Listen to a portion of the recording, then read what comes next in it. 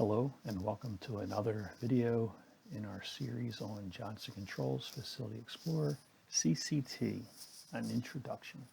My name is Frank Whitmer with Priority Precision, and today we are going to discuss and review the local display.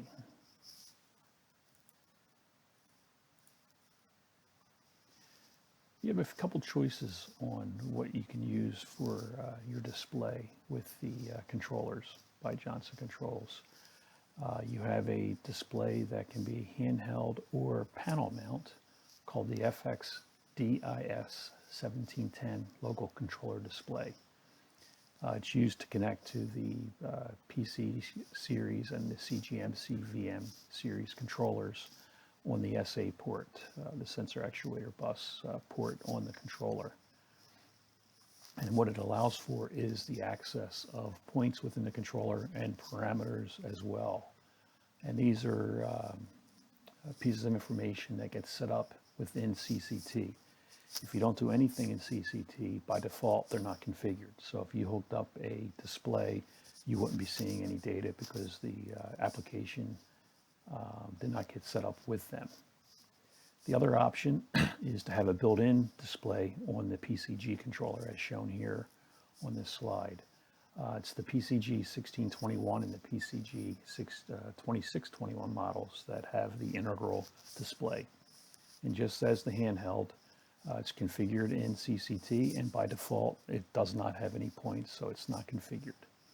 And one other little piece of information, the display does not allow access to scheduling. So if you were using a PCA controller or a CGM or CVM controller and you had scheduling in there, this display will not work with the scheduling. It's not designed for access to the schedules. You'd have to get to those via the map gateway. Another choice for displays is with the map gateway, where when you go in with a browser and you open up your map gateway, the first screen when you select a controller is the home page. And typically, by default, it's not configured, but if you do set up the display in CCT, it will show up on the home page in the map gateway. So this can be very helpful for having custom point groups that you might want on that display to make it easy for commissioning, or this could be the access that the end user has, so you could have some standard point groups to make it easier for them to see what's going on within the application of the controller that is selected. One thing to note is the compatibility for the DIS 1710, that handheld or panel mount display, or even the built-in integral display on the PCG controllers. Basically, it's set up to use 4 folders, 3 of which are canned and 1 can be user-defined. And the first page is the idle page. This would be the page that's viewed when you walk away from the display and it times out and it goes back to an idle page, or its home page, if you will. So on that idle page, if you add points there, that's what will show up by default on your display. Then the second folder is going to be your input and output page, which will show your sensor inputs and your control points, or your outputs would go there. And the third folder, parameters, is where the backnet exposed elements or the parameters would go to be able to look at it for your application. Then if you wanted, you could add a 4th folder, and only a 4th folder, for the actual built-in or handheld display, and that's your user-defined page. You can add points there as you see fit to meet what the intent is for your application. But keep in mind, this is strictly for the DIS 1710 or the integral display, having to follow these 4 folders. If you build a display to be used with the map gateway, then you can start from scratch and build it however you'd like to build it. From the CCT tool perspective, to set up the display pages for your DIS 1710, they make it easy to be able to do a quick auto-populate and quick access for the points and parameters. And that's done by clicking on the auto Auto-populate function button, which is highlighted on the screen here, that looks like a page with a bunch of lines on it. As soon as you click that, it will turn around and populate the input-output page and the parameters page with the points that are in your application. You could also drag and drop points to the appropriate folders or create that fourth folder for your custom folder. The other thing to note is there's a checkbox in front of each of the points that you're configuring. And if you check the box, you're telling it that that point will be read-only and you will not be able to write to it from the display. So if it is a read-write point, you do the checkbox, it'll force it to be read-only from the display, so an operator won't be able to walk up and make any changes. And the only other thing to note, and it's sort of a review what I've already mentioned, was that if you're using the DIS 1710, those folders that I mentioned, folder 1 through 4, are meant to be in this order. So you don't want to change the order of these folders if you're using that display. But if you're using the map gateway, it's quite fine to be able to go in there and move the folders to different orders, rename them, delete them, start from scratch, however you want to do it.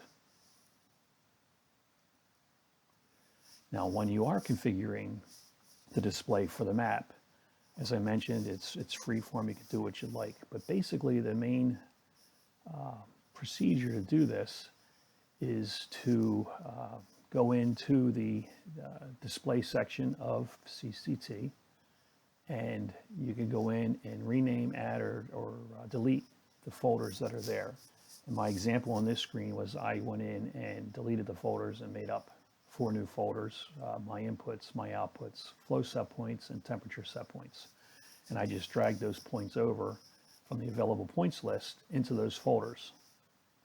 Once you do that, you would download your controller using the transfer to controller option on CCT. And then once that's done, you can go over to the map gateway via the browser and select the device. Actually, you would force a rediscovery so that it will go back and regenerate the points. And from there, when you get to that, you select the specific controller you want to view. The home page will now have those folders that you created. And in my case here, my inputs, my outputs, flow set points, and temp set points. And as you can see on the display here. And that's basically the steps required. And what we'll do now is actually launch CCT and show you how it works with the tool directly. Okay, I have CCT 13.1 open on my screen here. And what we're going to do is work with, I already have an application here, which is a VAV box application, and it's running on a CVM 3050. And if we go to the display tab, we'll see that I do not have any configuration done at all. I've pre-downloaded this to the controller, and what I want to do is go to the browser and show you the map gateway side of it without having a display configured. So now if we go here, you'll see the map gateway I'm logged in, and I've got 2 controllers online and we're connected to the CVM controller. So I want to go ahead and select that controller, and it automatically takes you to the home page, and you can see here home page is selected, but it's telling us that the device is not configured to show any information on this page. You can change this by configuring a display object within CCT and downloading it to the controller. That's what we're going to do. We're going to create a couple custom folders here so that from the map gateway we'll be able to see specific points in the system from the browser. So if we just go back to CCT, one of the things I'll show first is if you're working with a local display integral to the controller or handheld or panel mount, what you'll see in the display section is the DIS 1710 selections here. If we go to edit, we'll see here that there's the idle page, inputs and outputs and parameters. There's nothing assigned to them. And to the right, I should point out this setup. If you're using the 1710, you can set up your contrast, your the backlight intensity, what the timeout is for the idle page and what the backlight timeout is. And also you can add a password to allow for password protection, so only authorized users can access the display on the 1710. On the left side is the list of points that are available. So what we'll do is, I want to hit cancel. I want to make this full screen so it's a little more viewable. Go back to edit, and we'll see all the points on the side here of all the points that are available to work with the display. First thing we'll do is set it up as if we're going to use a handheld or panel mount display. And to do that, we just click on this auto-populate button, and it automatically, just with that click, it automatically populates this list. And as I had mentioned in the first part of this video, was the checkboxes are your read-only. So if you have read-only points, or points that you don't want the user to access, you can go ahead and check those. And when you download the controller, the points will show up, but they will be read-only, even though they are writable points. In our exercise here, we're not going to set it up for a 1710. I just want to use this with the map gateway and show how that would work. So what I'm going to do is just hit cancel so it clears out what I had just done. Now we can go back in, hit edit, and I'm going to go ahead and delete these display folders here. And now we'll start from scratch. We will go ahead and customize, which means creating a page. So we'll do page 1. This will be our, I'm going to call it physical points. So it'll be your inputs and your outputs. We can turn around and we'll do a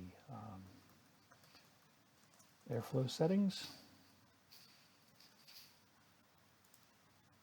And we'll do a temperature settings folder.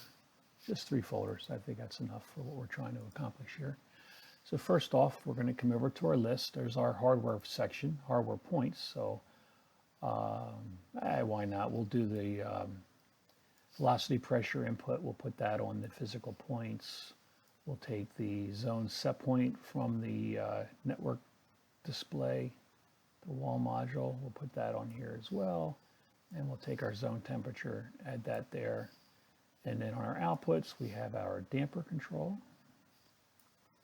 Okay, select the point, damper there, and we have the heating valve. We'll add that as well. And then from there, we can scroll down and get to our airflow settings. And here we're going to pick our cooling max flow and our heating and cooling min flows. We'll drop them on there. And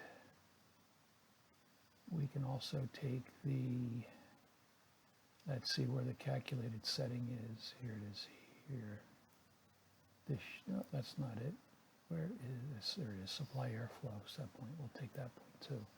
And then for temperature, we'll go ahead and go to the set point determination, and we will grab the occupied and unoccupied heating and cooling set points. We'll drop them there.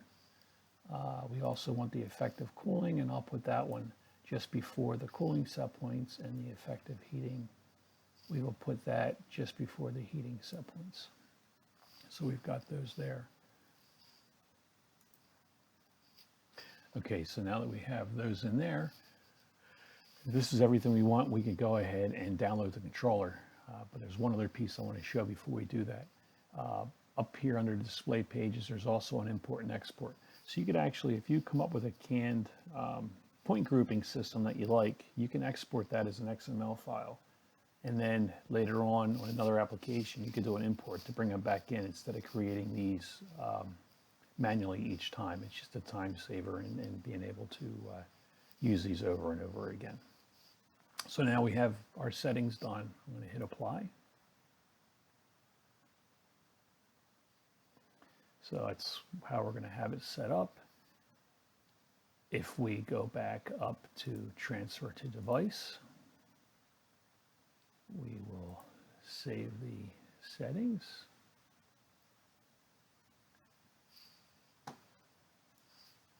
And then we will go ahead next.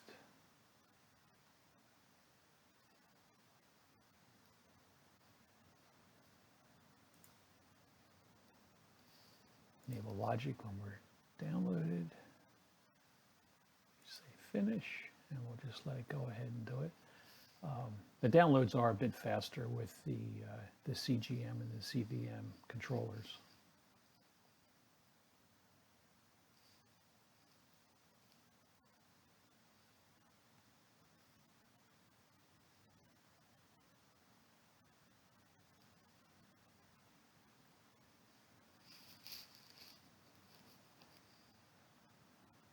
And then once that is finished, which it is now, we can actually go back to our browser, go back to our device list.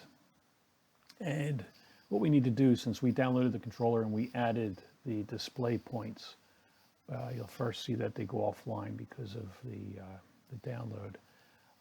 We're going to go out and tell it to rediscover our devices.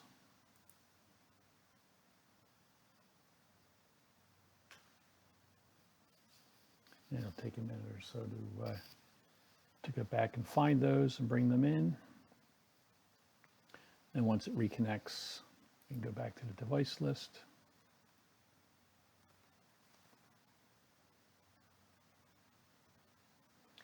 And then from that device list, we'll be able to select the controller that we just downloaded, and you'll see here it's ready to be pulled in.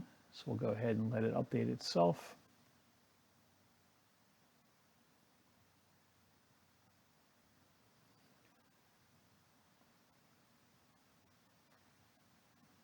Now that it's done, we can go in and go to the home page, and you'll see here there's our 3 folders that we created: physical points, airflow settings, and our temperature settings with the values for each. So we would be able to go in here, and if we pick a point, we get just click on it, go in and select change value, and I can make this 77 or whatever we might want to do, hit save, and it works from there. So that's a way to be able to make your use display to create point groups within the map gateway browser screen. And that pretty much covers what I wanted to show for the display portion of CCT. And I want to thank you for your time, and we appreciate you and your business. Thanks, and be safe.